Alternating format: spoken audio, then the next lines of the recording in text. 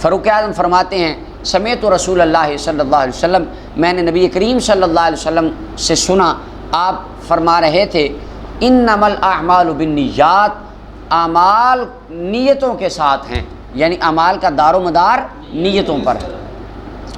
وانما لکل امرئ ما نویٰ، بے شک ہر آدمی کے لیے، ہر انسان کے لیے وہی ہے جو اس نے نیت کی۔ یہ ہمارے پنجابی میں ایک حکایت معروف ہے، نیتاں نو مراداں، ہے نا، نیتاں نو مراداں، یا کہا جاتا ہے نیتاں نو بھاگ ہوندے نے، تو یہ حدیث شریف کا مفہوم ہی ہے انما لکل امرئ ما نویٰ، ہر بندے کے لیے وہی ہے جو اس نے نیت کی۔ فمن کانت ہجرتہ الی اللہ ورسولہ، جس کی ہجرت اللہ اور اللہ کے رسول کی طرف ہے، ہو فہجرتہ الی اللہ ورسولہ، اس کی ہجرت اللہ اور اللہ کے رسول ہی کی طرف ہے۔ اور جس کی ہجرت دنیا کے لیے ہو، یصیبھا، دنیا کو پانے کے لیے، یعنی دنیا کے ساز و سامان کو حاصل کرنے کے لیے، یا کسی عورت سے نکاح کرنے کے لیے، تو اس کی ہجرت اسی کام کی طرف ہے جس کی طرف اس نے ہجرت کی۔ متفق علی صحتہ، اس حدیث کے صحیح ہونے پر علماء کا اتفاق ہے۔ محدثین کے دو امام ابو عبداللہ محمد بن اسماعیل بخاری اور امام مسلم بن حجاج القشیری نے اپنی صحیح کتابوں میں، یعنی بخاری مسلم میں اس حدیث کو روایت کیا۔ یہ حدیث کا ترجمہ ہو گیا۔ اب آئیں اس کی شرح کی طرف۔ فاروق اعظم فرماتے ہیں قال، فرمایا سمیعت رسول اللہ صلی اللہ علیہ وسلم یقول، واہ، یہاں پہ محمد بن علان نقطہ نکالیں گے۔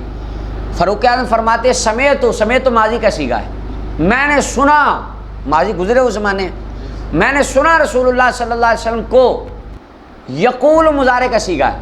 مضارع کے اندر دو زمانے ہوتے ہیں، حال، مستقبل۔ یقول کا معنی فرما رہے ہیں یا فرمائیں گے، اب بات تو سن چکے ہیں، فرمائیں گے، یہ تو ترجمہ درست نہیں، تو یقول کا معنی بنتا ہے فرما رہے ہیں۔ بات تو سنی تھی کئی سال پہلے، تو ممبر پہ بیٹھ کے کہہ رہے ہیں فرما رہے ہیں، حالانکہ حضور تو فرما چکے۔ تو سیاق کلام تقاضا کرتا ہے، فاروق اعظم کہتے ہونا یہ چاہیے تھا سمیعت رسول اللہ صلی اللہ علیہ وسلم قال، صیغہ کیا آتا ماضی کا، میں نے حضور کو سنا، آپ نے فرمایا، صیغہ آیا میں نے حضور کو سنا، حضور فرما رہے ہیں۔ اب گرامر کے اعتبار سے ترجمہ یہ بنتا ہے، اب یہ سمیعت پہلے ماضی، آگے یقول مضارع، یہ کو سمجھ میں نہیں آتی، ماضی کے بعد مضارع نہیں آنا چاہیے، ماضی کے بعد ماضی کا صیغہ آنا چاہیے تھا، تو اب یہ کیا ہے؟ واہ، امام محمد بن علان رحمۃ اللہ علیہ جواب دیتے ہیں، کہتے ہیں مضارع کا صیغہ حضرت فاروق اعظم لائے ماضی کے بعد، میں نے حضور سے سنا، یقول فرما رہے ہیں، یہ کیوں؟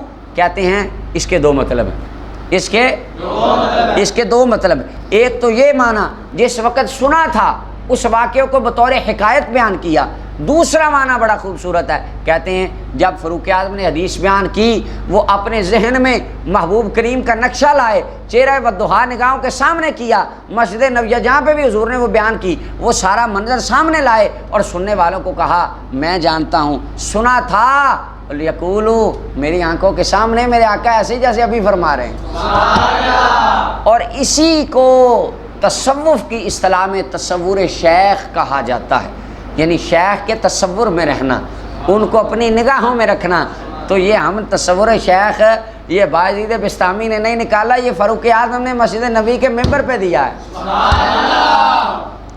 یقول، میں نے سنا میرے محبوب فرما رہے ہیں، آنکھوں کے سامنے وہ سارا نقشہ حضور کا لا کے پھر بات کرتے تھے، اس لیے سمیعت رسول اللہ کے بعد یقول آیا، ماضی کے بعد مضارع آیا۔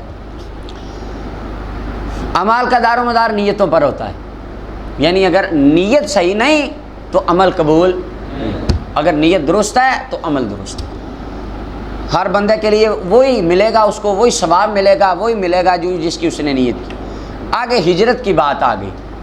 یہ حدیث کا سبب ورود یہ ہے کہ ایک شخص تھے مکہ المکرمہ کے اندر، ایک آدمی تھے، سنن سعید بن منصور کے اندر یا طبرانی کبیر کے اندر امام ہاشمی نے اس کی سند کو بھی صحیح کہا ہے، یہ واقعہ تفصیل کے ساتھ آیا ہے۔ مکہ المکرمہ کے اندر ایک شخص تھے، انہوں نے ہجرت کی مدینہ کی طرف، لیتزوج امرأۃ یقال لها ام قیس، ایک عورت تھی ام قیس، لڑکی تھی، اس کا نام بعض کتابوں میں قتیلہ آیا ہے، بروزن قتیلہ، اور بعض نے نام معین نہیں کیا۔ ام قیس ان کی کنیت تھی۔ یہ صاحب چاہتے تھے کہ میں اس سے شادی کروں، تو وہ لڑکی چلی گئی، عورت چلی گئی ہجرت کر کے مدینہ۔ اس نے کہا اگر تو مدینے آئے گا تو میں وہاں شادی کر لوں۔ تو یہ بھی مکہ چھوڑ کے مدینہ چلے گئے تاکہ میں اس سے، اب انہوں نے ہجرت کا مین پرپز اور مین مقصد کیا تھا کہ میں اس خاتون سے شادی کروں۔ اس وقت محبوب خدا صلی اللہ علیہ وسلم نے یہ بات فرمائی، فرمایا جس نے ہجرت کی اللہ اور اللہ کے رسول کی طرف، یعنی اس کا مقصد اللہ تھا اور اللہ کا، اس کی ہجرت تو ہوئی اللہ اور اللہ کے رسول کی طرف۔ اور جو دنیا کے لیے یا عورت نکاح کے لیے گیا، فَهِجْرَتُهُ إِلَىٰ مَا هَاجَرَ إِلَيْهِ، تو جس کے لیے گیا ہے اس کی ہجرت اس کی، یا اس کو پھر ثواب نہیں، یہ اس وقت فرما۔ لہٰذا کسی جگہ پہ کام جاتے ہیں، مقصد دنیاوی ہے، سفر نیک ہے، پر مقصد آپ کا نیت نیک کام کی، مقصد آپ کا کوئی اور ہے، تو آپ کو وہاں جانے کا، کیونکہ آپ اس لیے گئے ہی نہیں، جو نیت لے کر گئے اس کے مطابق اللہ تعالیٰ آپ کے ساتھ معاملہ فرمائے گا۔